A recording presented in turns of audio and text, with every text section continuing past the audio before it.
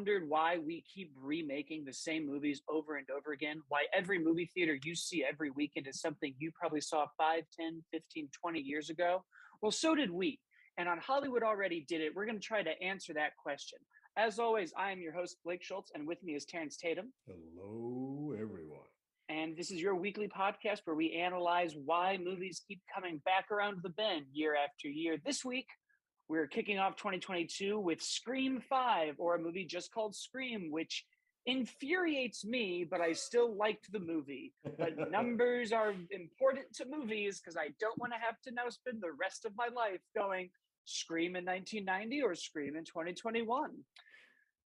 Absolutely preposterous that we didn't just make that S into a 5. And it's right there. It's like, it's perfect. Especially when they did it with Scream 4, they put the A as a 4. Like, guys, do it. I'm sure that they were like, we don't want people calling it 5 Cream, but I think that would have been a perfectly fine thing to do. But that's neither here nor there. We're not here to debate titles. We're here to talk about movies. So, Terrence, what did you think of the new Scream movie 10 years after Scream 4? Yeah, it's funny. I am starting to love these gaps because this is a franchise that is very meta and kind of like observant of whatever the world is or whatever the horror genre is at that point in time. So it always is great to me when they take a little bit of time off because the horror franchise and stuff changes a little bit and they can kind of like, all right, cool, now we can re-examine it and poke fun of it again in this way. And they do. This is probably one of my upper tier Scream sequels. I really dig this, although I don't think there's a bad Scream sequels. This is one of the few franchises that I actually enjoy all of the films. And some I have reasons why I have others higher than up there. I don't think there's a bad film in this. This one is a freaking ride. This is fun from start to finish. I thoroughly enjoyed it.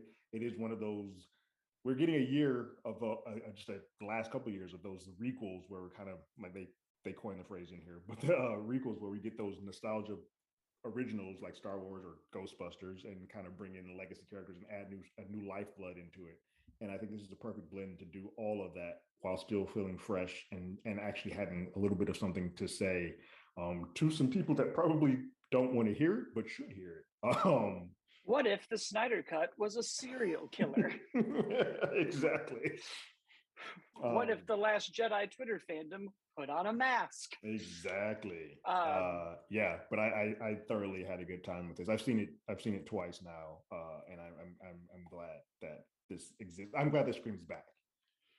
Yeah, I agree with pretty much everything you said. You tapped into something that I've felt about the Scream movies for a long time now, in that it's one of the few specifically horror franchises where I feel like there isn't a bad one at the bunch, and even at its worst, it's still really good. And I feel like that is partly because it is technically a parody. It's kind of a horror comedy, but it still takes itself very seriously. And since it's always sort of pointing a lens at the horror genre around it, it's never doing the things that the other horror movies do that make them get insane. We're never going to space, and we're never doing pagan rituals, and we're never just drowning and getting hit in the heart with a lightning rod and coming back. And because, to the point that this movie does make about the Stab franchise within the Scream movies, there is no main character to keep coming back. There is no Michael Myers or Jason Voorhees. But I think as a result of that, you never have to keep spending your first act of a movie retrofitting why this character is back and doing all of these mental gymnastics to keep this character coming. You always can just put on this face. Everybody in Woodsboro knows it. Everybody in this universe knows it.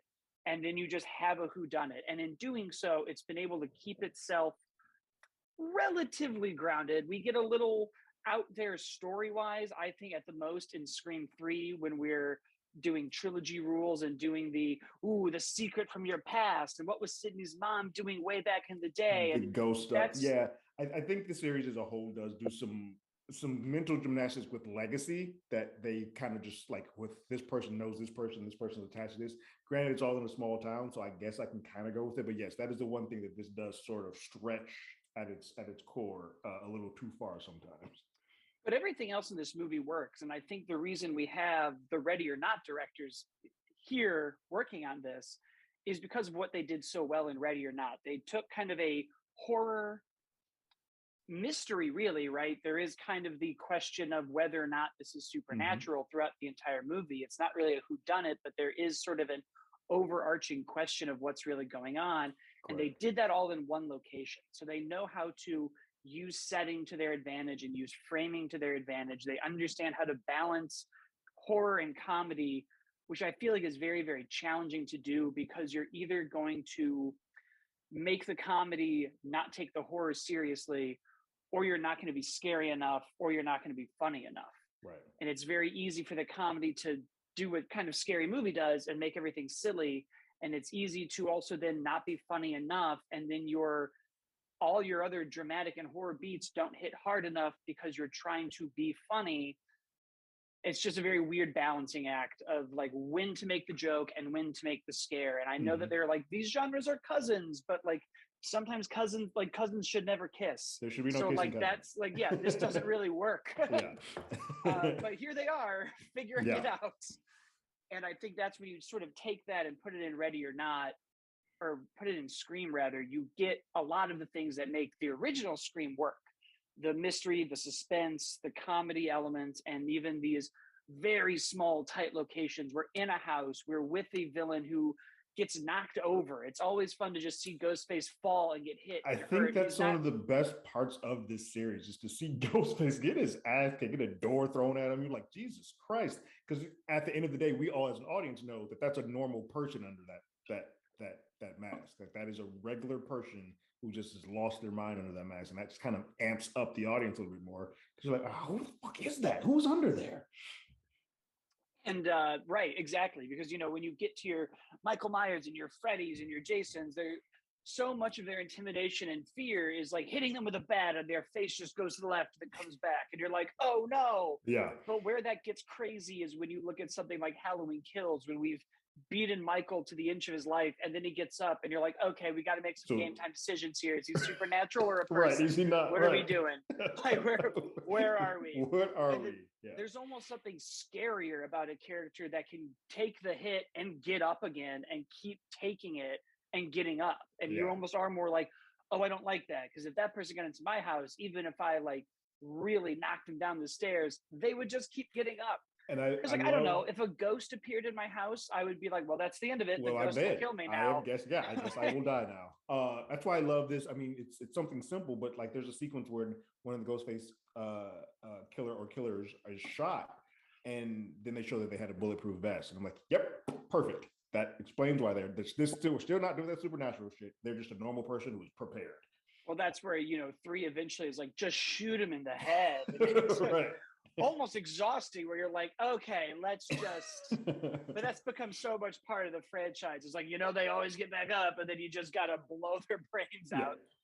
out. But everything else to me worked. I thought all the acting was really good. The agency of all the characters was really important. Using kind of Dewey as the narrative piece to bring everyone back, and him having this weird, I'm protecting Woodsboro, but not really, but I'm more just here to watch in case it happens again. But also, like, you don't need to be texting the 2 people who are going to come back and don't invite them back to their trauma. You literally are texting Gail like, please don't come, knowing who Gail is at the core. She's going to be there tomorrow. Yeah, you could have just left yourself and put it all behind you.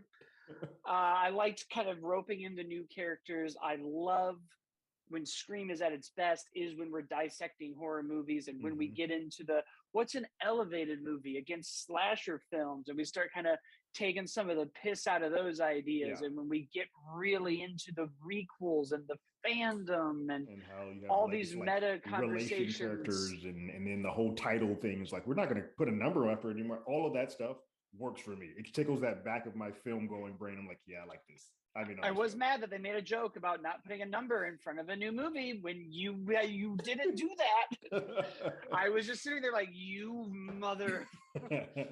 Oh, just put that 5 there. I want it so bad. There is one, like, it doesn't bother me enough to take me out of this, but upon my 2 watches, the first time that I watched this film, I didn't know how I felt about Sam being the lead.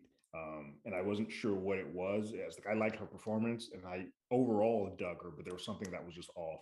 And I thought it originally was because she was coming off a little too aggressive to like her sister or to some of the legacy characters. But upon my second watch, the issue is more spoilers for those who, if you're in this, we're going to get into spoilers. But the issue is her family lineage. I don't have a problem with her secret and it being related to Billy Loomis.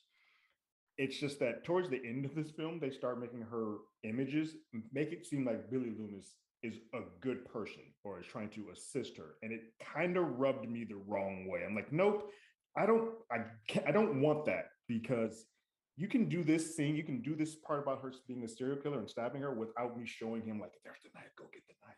Just let that scene play out, It because that character at the heart of this whole franchise is the worst human being on the planet.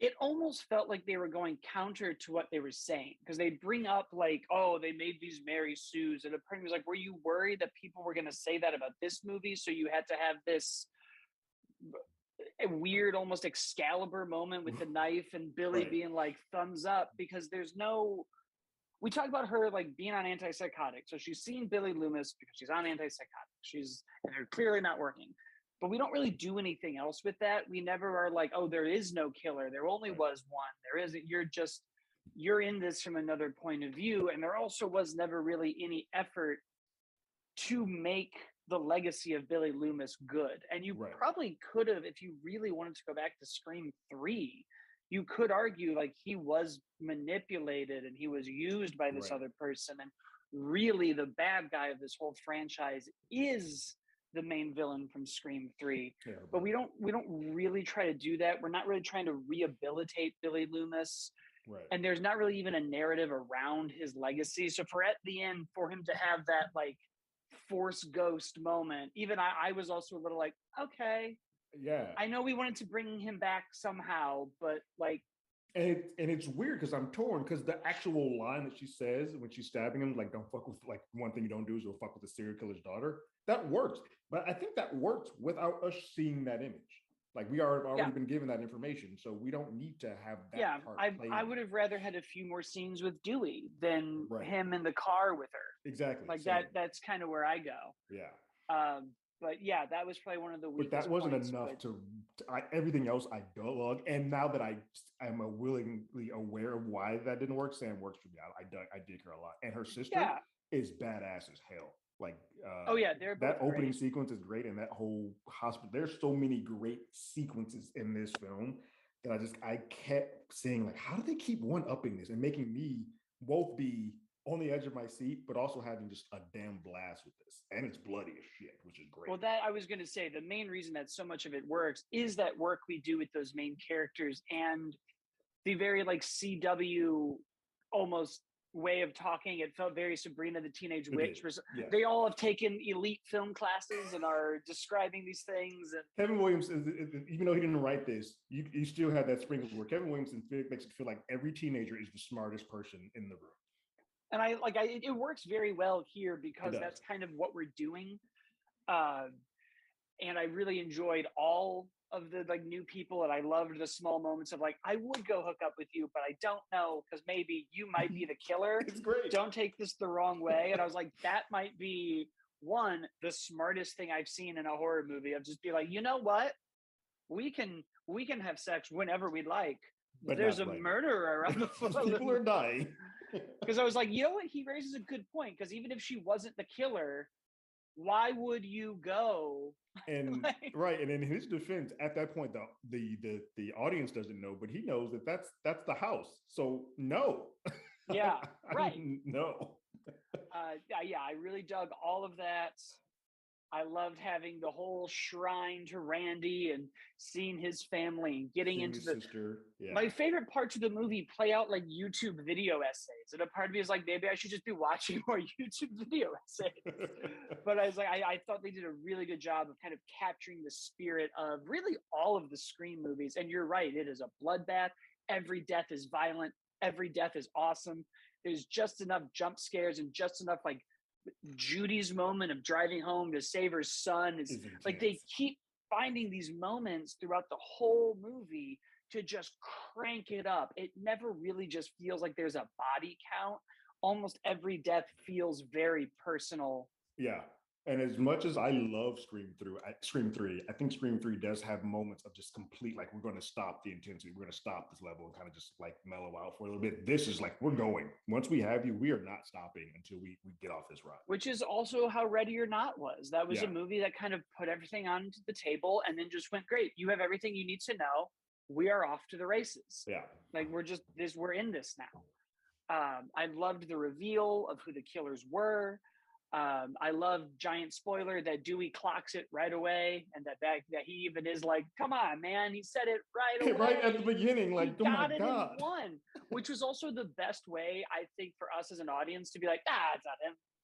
One, we've done it before. Throw that out. You're like, there's no way that it'll be him.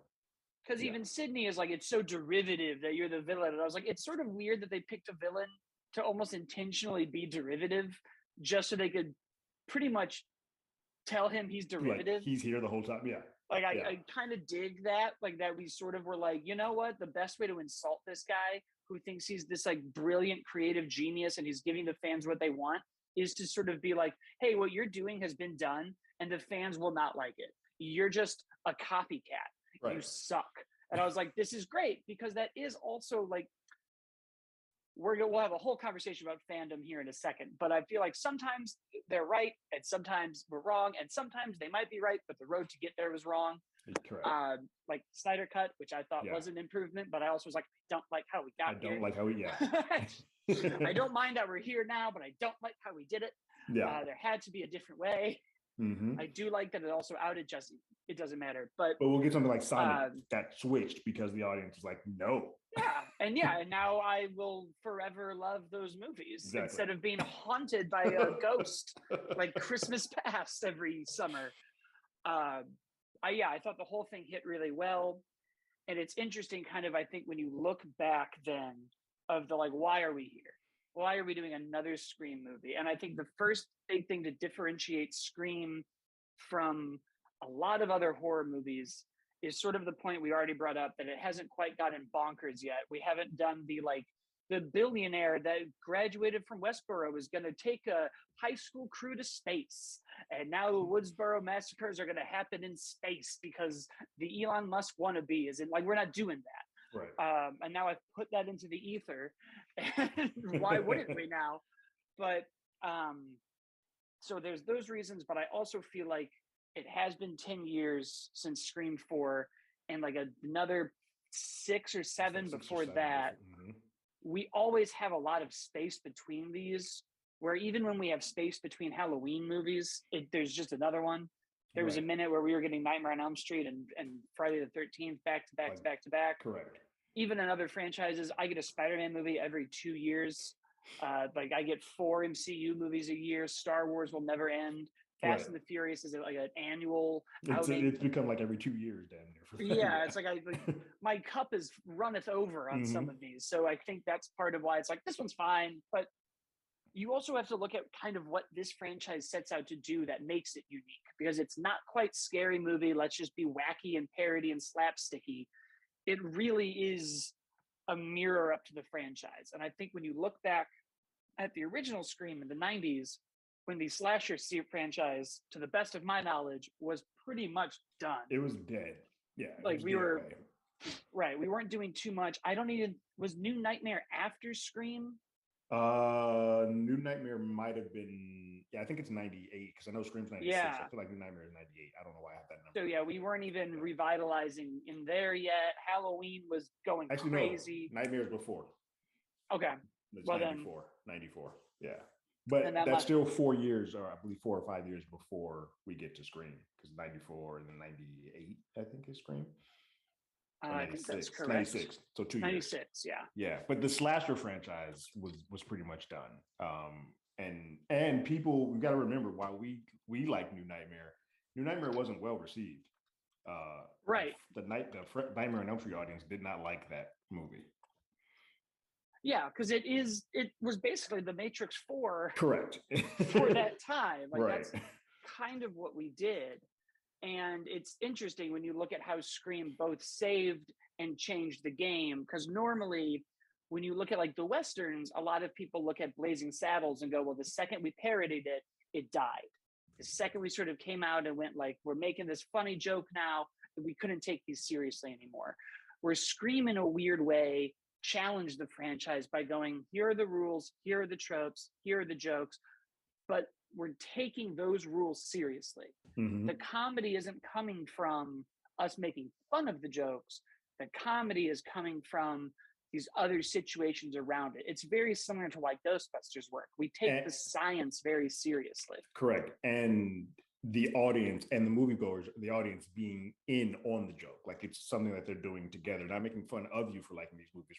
We're making fun of these films as a whole together. Yeah. And aren't you also tired? Is right. It almost asks you that question. Scream Correct. 1 almost was like, hey, here's a really good slasher, but aren't you sort of tired of it always, that we know this so well that we can now construct an entire movie right. around this, and it isn't preposterous for us to do? And it's interesting because by then, all these movies were so long in the tooth anyways, these other franchises, that you were able to just do Scream 2 and do the rules of the sequels, and do Scream 3 and do the rules of the trilogy, and then turn right around and do Scary Movie, and just that's where you really get hardcore parody. Right. And really making fun of it. But then we sort of took this break and we let the horror world change again, and the whole film world change again, because I feel like around Scream 1 and 2 and 3, at least when I was in film school, which was before Scream 4 came out, the narrative was always make a trilogy. If you're going to go in and pitch a movie to a studio, you got to know what that second one is. You got to have your Empire Strikes Back moment. And you got to have your Return of the Jedi. You got to da. No one wants one movie anymore. They want 3. And then Scream 4, and then right around that time, because everything changes, so unfortunately teachers are wrong sometimes, all of a sudden, everything was getting rebooted and remade and rebooted and remade and redone and rehashed.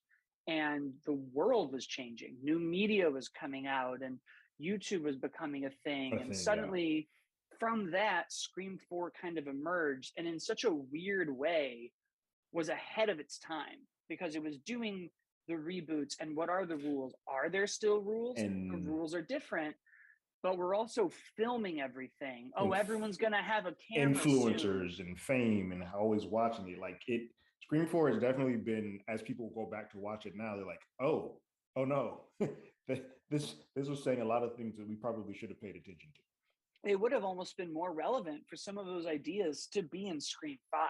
Correct. Like we now are we're recording a podcast right now. Like right. That's the, people were doing that when Scream 4 was out, but now like everybody is doing it. Yeah.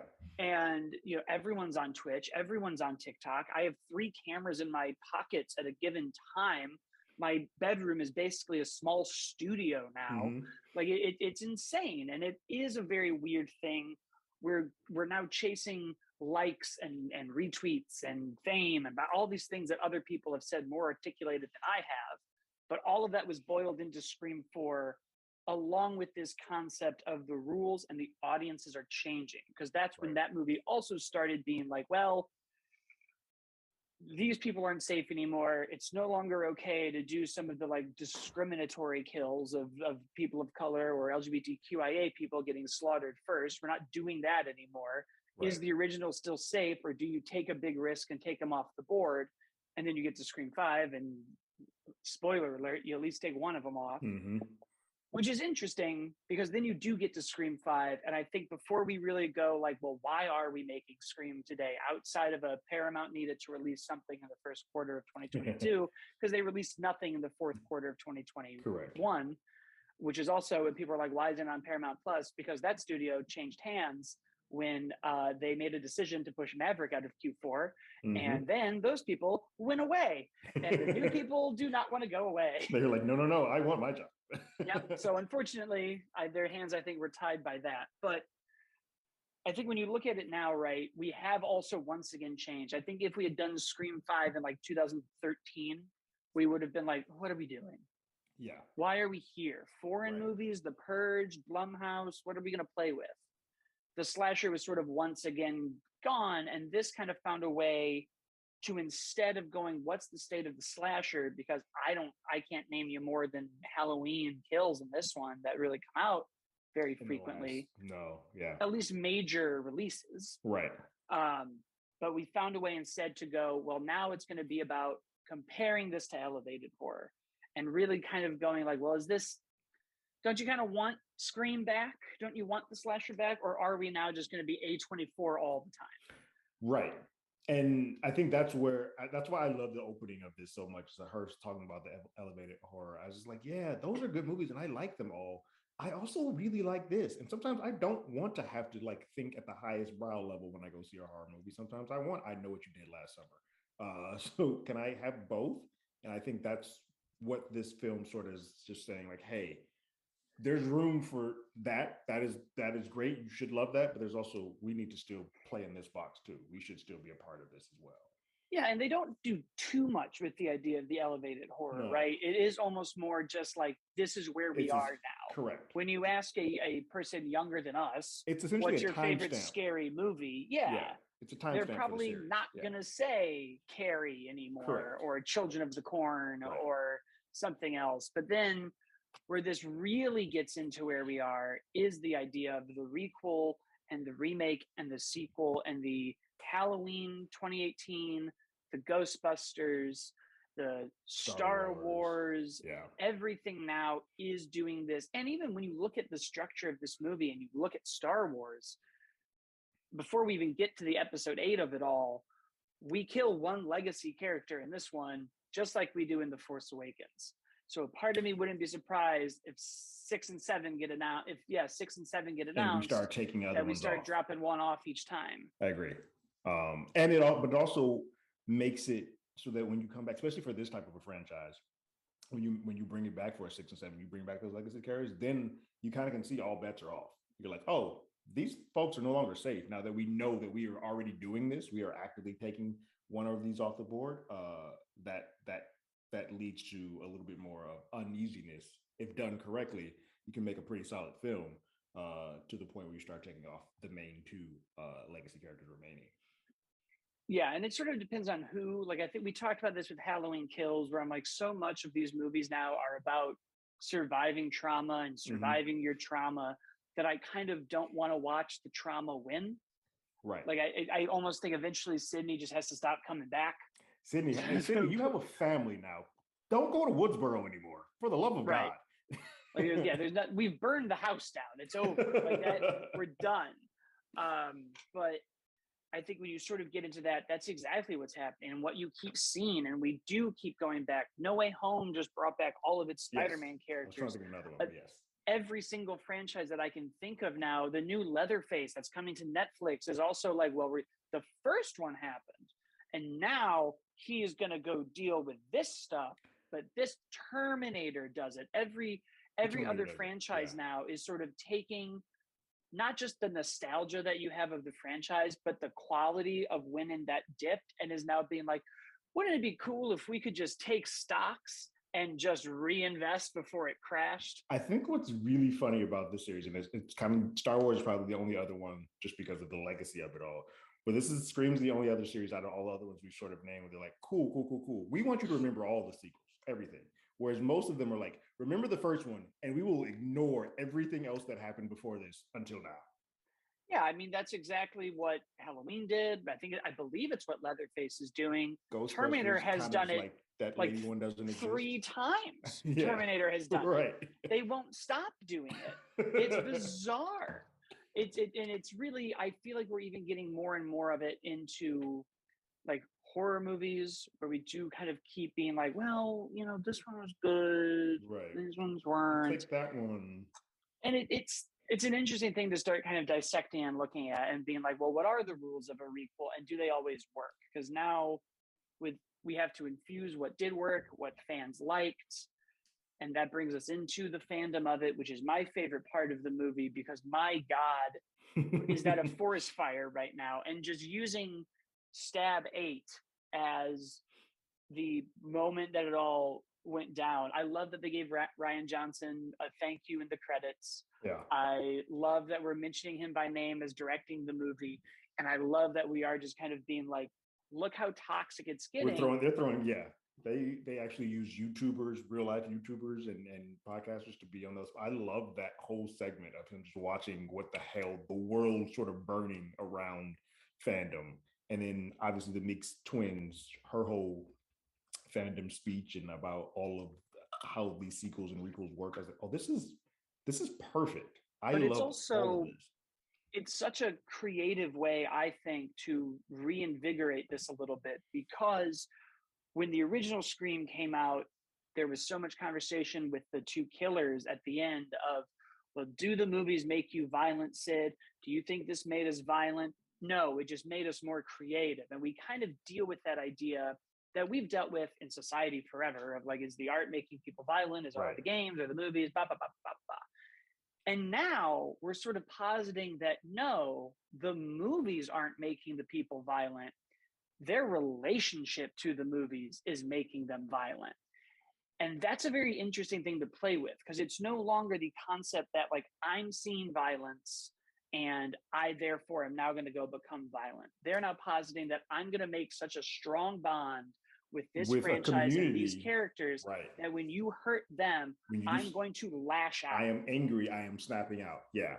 which is fucking scary. It's scary. I know it was said and written and kind of, but the way it was delivered, and one of the killers in this says that like, I was on like basically a Reddit forum, and that's how I got gaslit to do this. I was like, oh, that is frightening because that is how some of the stuff that happens in the real world is actually taking place. And I was like, oh, that's frightening. Yeah.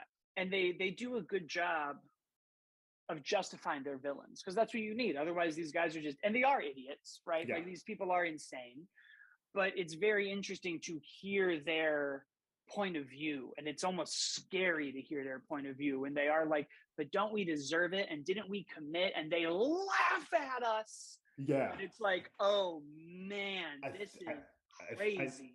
For me, it's weird because I mean, I love all of these films, but when Stu and Billy did it, it didn't resonate as much with me because I was so far removed from what they were thinking. But now, when these guys say what it is, while I still don't agree with them, I am around and aware more of that type of thought. And I'm like, oh shit, that is terrifying. But boy, do they get it! And Yeah. boy, is it one of the most meta deaths ever because it's pretty great. This poor actress is getting typecasted as the actress who, when she dies, is on fire. Just burn her. You might remember her from Once Upon a Time in Hollywood when, our good friend Rick Dalton gets out his flamethrower and burns her in a pool after she tries to kill all of them. You should just show up to casting workshops and casting things like, hey, I just want to know, are you willing to die on fire? Cool, you're in. That is how Yeah, we're gonna match. when they both switch on their villain modes, you're like, they're very scary people. And then, They're boy, do very we. good. It's a like their facial mannerisms completely alter. It's great. Yeah, and they really get it. I think those are Yeah, some satisfying deaths. yeah. Quaid Also, gets it bad. I feel like Scream is one of the few franchises, and it's again because they're not supernatural, but I sort of like that it always comes down to a gun. That almost every time it's like we can just shoot this guy. Yeah, We're not gonna yeah. do it with a firing squad like we've done in Halloween 4 and Halloween Kills, but we can just get them. And then there's always they're gonna come back. They come back. Well, yeah. I liked that. I liked where we then kind of left everybody. We do another classic Scream move where we have characters that we like still alive. I was gonna say Not they pull everyone the is gone. yeah, they pull they may have looked dead, but you guys really like these guys, so we're gonna keep them on Yeah, the board.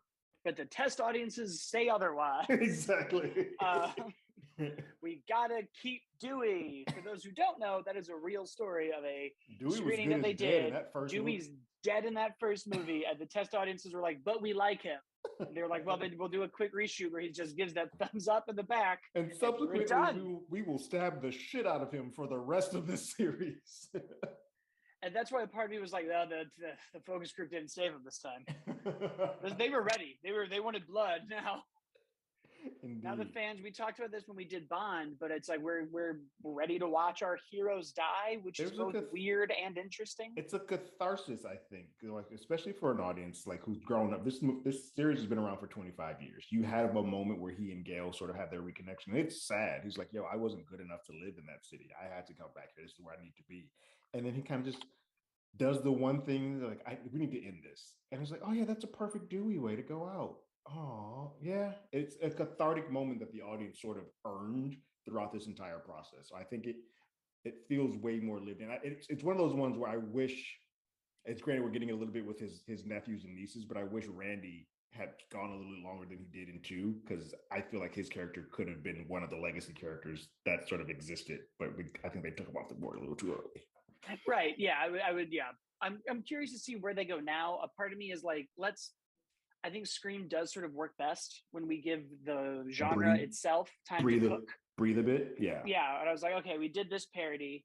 I'm sure somewhere there's a script for a A24 scary movie parody. I'm sure that that's floating around. It must. 100%. Yeah, Let's get those two actresses back and bring that franchise back around because those first three are great. yeah, All about it. And then, but obviously this movie, box office wise, is doing great.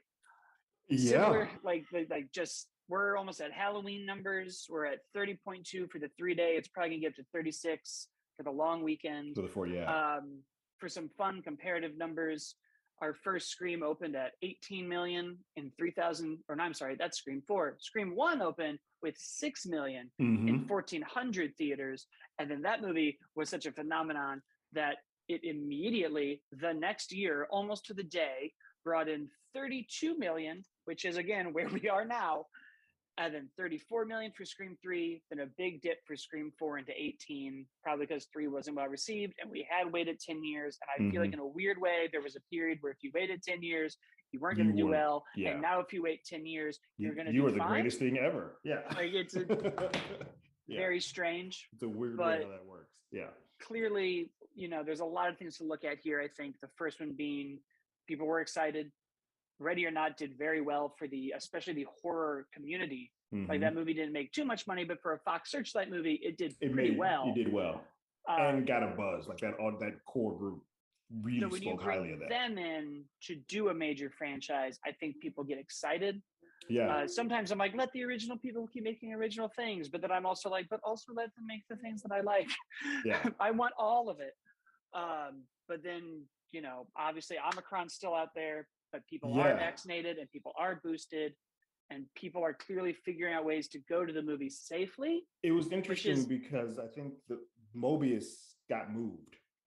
And people were kind of like Morbius. Morbius. I'm sorry, Morbius got moved, and so people were like, "Hey, should Scream move as well?" And at that point, Paramount was like we talked about earlier, Paramount was like, "No, that ain't happening." Plus, they had already sort of seen that their tracking numbers were going to kind of fall where they have, and like, no, we're good. But everything else has kind of gotten out the way. I think Scream benefits from being in that little wheelhouse of audience ages that don't really, when vaxxed, don't care as much about being amongst people as the older audience or the super family younger audience. So it's that sweet spot of 18 to 45-year-olds are kind of like, I'm going. And I want to see this Yeah. movie in the theater. Same with that Spider-Man audience.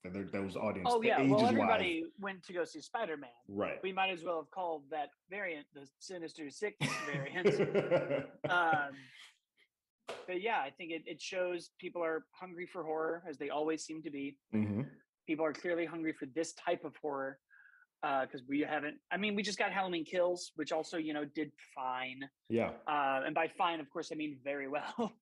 But Yeah. clearly, when you bring back an old beloved franchise and you treat it with some quality, you do get a return. And to your point, it can just run the gambit now until Jackass comes out. Yeah, Jackass is February 4th. Yeah, so it's That really can just nothing. go to Paramount Plus. I say that one is not something that I need to see in the I don't think theater. that's a COVID risk movie. No, I was like, I'll watch that. I'll wait. I'll see that one at the house. But I think the biggest takeaway for all of this for me is that I was not aware that Scream was as well received as a franchise as clearly these box office numbers say that they are. Well, I thought the way that had... Scream 4 got kind of like destroyed and like left out there at home, and people don't speak highly of Scream 3. I just thought it was like, it was a thing that I enjoy, or like some of us enjoy, but those 90s clearly... kids are growing up. Yeah. They're growing up, and people are discovering these movies, and they're all great. Yeah. Like they really are one of the most consistent franchise movies. They almost always have an interesting idea. There's always a mix of slasher and comedy and whodunit, and they always balance that out very well. And I just think they had that free marketing when most people's costumes could just be a ghost face mask and you'd hit the button and blood would come out of it for years. I mean, you can't. I saw more of those growing up than I did like Turtles and Pokemon and Yeah. Michael Myers costumes. I mean, that was the Halloween. I thought that was a Halloween costume before it was in Scream. I thought that Scream just had that ghost yeah. mask. Yeah. That's Agreed. how. That's when I was growing up because I was like 10, 6 when this first one came out. Right, 96. I was 7. I wasn't seeing this movie in theaters. No. I Right. didn't know. And then these masks were everywhere and they were bleeding and it was crazy. And then I saw Scream and I was like, oh, they're using they're using the generic Halloween mask. This is the Kirkland Halloween mask that everyone has. Everyone has it. Oh, it's from Scream. You just free marketing forever. Yeah. It forever and for always. I loved it. I think if I get another one, we can wait. We can wait a while. Give me 4 years, and I'll take another one. Well, yeah, because otherwise, I mean, I don't want our legacy characters to get too old in tooth where we can't bring them back and it works. So I think that's a sweet spot of time. Yeah, that'd be good. This has been Hollywood Already Did It, where we are examining why we keep remaking these movies. This is the end of our show. Of course, if you liked it, you can hit subscribe. We have years worth of content on our podcast app. We have 2 other shows for when the box office is slow. You can't do that anymore. A podcast about movies that are older that maybe don't resonate well with audiences anymore, or maybe are problematic, or maybe just wouldn't do well anymore. A lot of the could you, would you, should you questions. And then whenever there's a Marvel Plus show, we have a Disney Plus Marvel show.